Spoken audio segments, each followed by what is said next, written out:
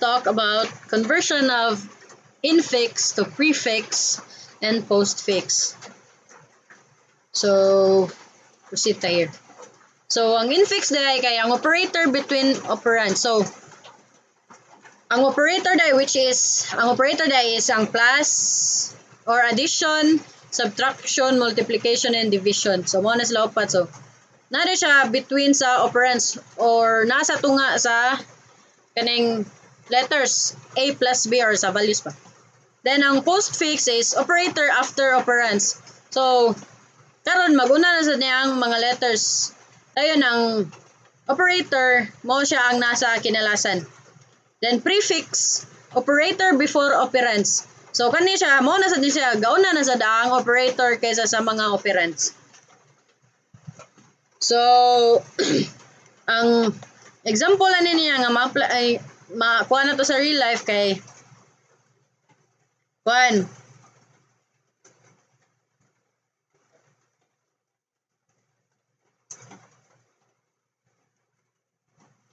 So, silbi nag-order tog food, then ang infix is kuan na siya, namto sa tunga ang operand, so burger with cheese.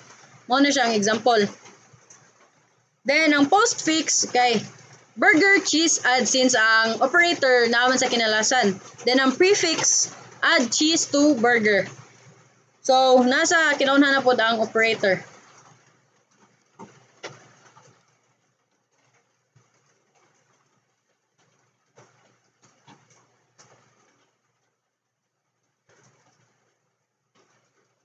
So, ang infix dahil mo na siya,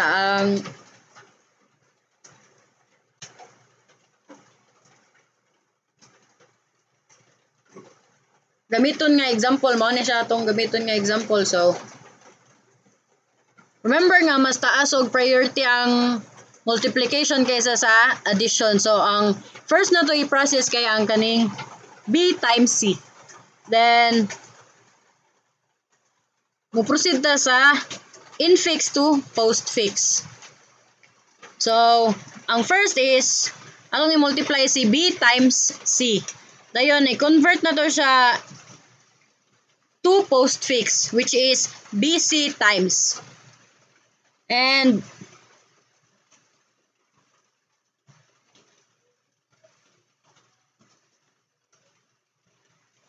atong i-add ang A, then, mauna na siya ang output na to karon. ABC times plus or asterisk plus. Sa postfix, operator man dapat ang nasa katapusan. So, mauna siya. So, first, ato i-convert ang B times C. Kani, mauna siya. BC asterisk or BC times. Then, i-add na to ang A sa kinaunhan kay siya man ang first nga operand. So, mauna, add A. Then, unya sa last, ibutang ang plus. So, ang plus o kaning time. So, mauna siya ang output na to. Kana. Then, next is infix to prefix.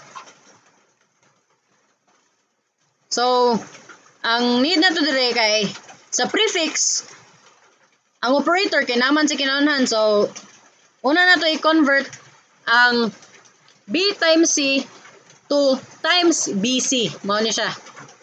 Mao ni dire. I-convert naman na to. So, tayo next is ibutang na to ang plus nga operator sa pinaka first kay mao ni siya ang main nga operator. Dayon, since prefix man, so ari jud sila sa kinaunhan. So, ang final ani kay mao ni plus A times BC. So, mo din ang comparison table sa kanana. So, kung atong tanawon ang table, maka-notice jud nga same ra sila values pero lahi ang arrangement. Mo ni ang reason nga nung ang computers mas ganahan og postfix og prefix kay klaro ang sequence.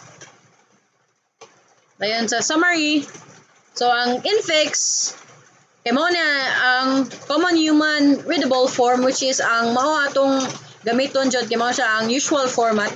Then postfix or operator last. Then prefix operator first. Then computers use postfix and prefix for easier evaluation. So gigamit ni sila sa computer evaluation kay mas klaro ug walay need for parenthesis. So ang conversion dai kay mas conversion na ning infix postfix to prefix kay mas nindot din siya gamiton kay para dili na siya lisod i-identify. Orto, thank you.